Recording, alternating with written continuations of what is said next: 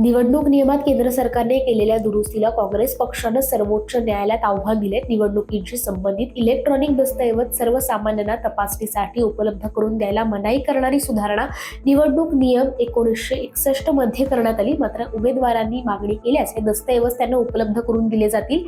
आयोगाच्या शिफारसीवरून ही सुधारणा केल्याचं केंद्र सरकारचं म्हणणं आहे. ही सुधारणा एकतर्फी आणि चर्चेविना केल्याचा आरोप काँग्रेस नेते जयराम रमेश यांनी केला आहे.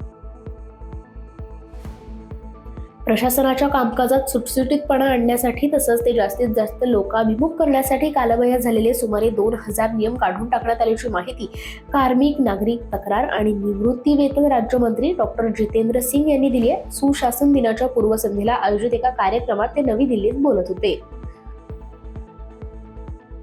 नुकतीच आम आदमी पार्टीचे संयोजक अरविंद केजरीवाल यांनी महिला सन्मान योजनेअंतर्गत महिलांना दर महिन्याला 2100 रुपये आणि संजीवनी योजनेअंतर्गत वृद्धांना मोफत उपचार देण्याची घोषणा केली होती. मात्र दिल्ली सरकारने संजीवनी आणि महिला सन्मान योजनेबाबत वृत्तपत्रात नोटीस जारी केली असून राज्य सरकारने अशी कोणतीही योजना सुरू केलेली नाही. अशा योजनांनी लोकांची दिशाभूल करू नये असं स्पष्ट सांगितलंय. डोनाल्ड ट्रम्प अमेरिकेचे नवनिर्वाचित अध्यक्ष सध्या त्यांच्या शपथविधीपूर्वी कोणत्या ना कोणत्या विधानामुळे चर्चेचा विषय बनलेत. त्यांनी जगभरातील मित्र देश आणि शेजारील देशांना चांगलंच हादरवून टाकलंय. आता त्यांच्या पनामा नहरवरील वक्तव्याने आंतरराष्ट्रीय वादाला तोंड फोडलंय. ट्रम्प यांनी पनामा नहरवर अमेरिकेने पुन्हा नियंत्रण मिळवावे असं विधान एरिझोनामध्ये आयोजित एका रॅली दरम्यान केलंय. 53 वर्षांपूर्वी दारुण पराभवानंतर बांगलादेशातून माघार घेणाऱ्या पाकिस्तानी लष्कराची पुन्हा एंट्री होतीये. पाक लष्करातील मेजर जनरल रँकच्या अधिकाऱ्याच्या नेतृत्वात एक विशेष पथक बांगलादेशच्या सैन्याला प्रशिक्षण देणार आहे. सूत्रांच्या माहितीनुसार फेब्रुवारीपासून हे प्रशिक्षण सुरू होणार आहे. रोजगारासाठी परदेशी जाणाऱ्या नेपाळी नागरिकांसाठी नेपाळ सरकारने एक त्रिसूत्री सूचनावली प्रसिद्ध केली आहे. म्यानमार, थायलंड, कंबोडिया आणि लाओस या देशांमध्ये रोजगारासाठी जाण्यापूर्वी नेपाळी नागरिकांनी त्यांना रोजगार देणाऱ्या परदेशी कंपन्या आणि संस्थांनी योग्य माध्यमातून व्यवस्थित माहिती घ्यावी अशी सूचना सरकारने केली आहे. भारतीय अंतराळ संशोधन संस्था अर्थात इस्रोच्या स्पॅडेक्स मिशनची तयारी अंतिम टप्प्यात आली आहे. या मिशन अंतर्गत एकाच वेळी 2 उपग्रहांचं एकत्रित प्रक्षेपण करण्यात येणार आहे. येत्या 30 डिसेंबरला म्हणजेच सोमवारी श्रीहरिकोटा इथून हे प्रक्षेपण होणार आहे. एकत्रित क्षेपणास्त्रानंतर दोन्ही उपग्रह विभक्त झाल्यानंतर 2 वर्षापर्यंत कार्यरत राहतील. अशा प्रकारचं मिशन राबवणारा भारत जगातला 4था देश ठरणार आहे.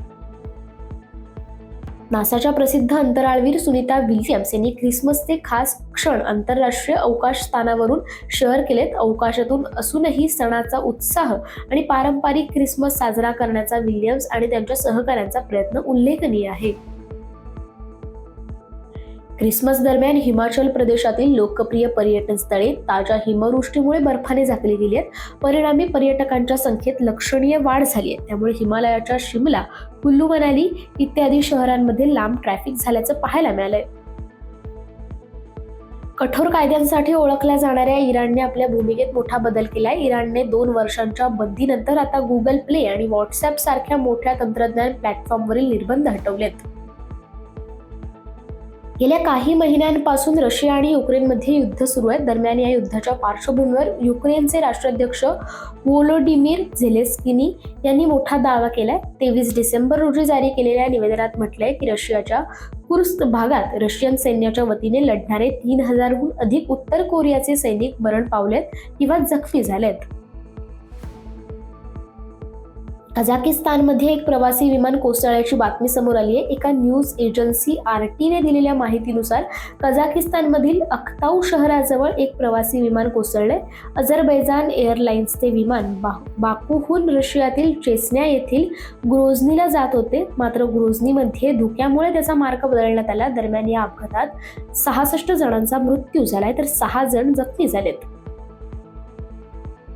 हिमाचल प्रदेशाच्या उंच डोंगराळ भागात झालेली बर्फवृष्टी आणि पावसामुळे संपूर्ण राज्य कडाक्याच्या थंडीत गारठून गेले. गेले 3 दिवस सुरू असलेल्या हिमवर्षावामुळे राज्यातल्या 3 राष्ट्रीय महामार्गांसह शेकडो रस्ते वाहतुकीसाठी बंद करण्यात आलेत. भारतीय संघाचा माजी क्रिकेटपटू नमन ओझा याचे वडील विनय ओझा यांना 7 वर्षांचा कारावास आणि 14 लाखांच्या दंडाची शिक्षा सुनावण्यात आली आहे.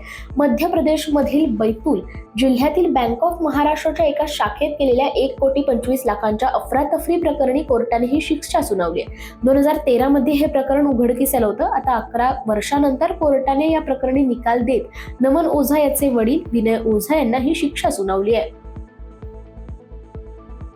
19व्या मोहम्मद रफी पुरस्काराचे वितरण काल मुंबईत राज्यपाल CP राधाकृष्णन यांच्या हस्ते पार पडले.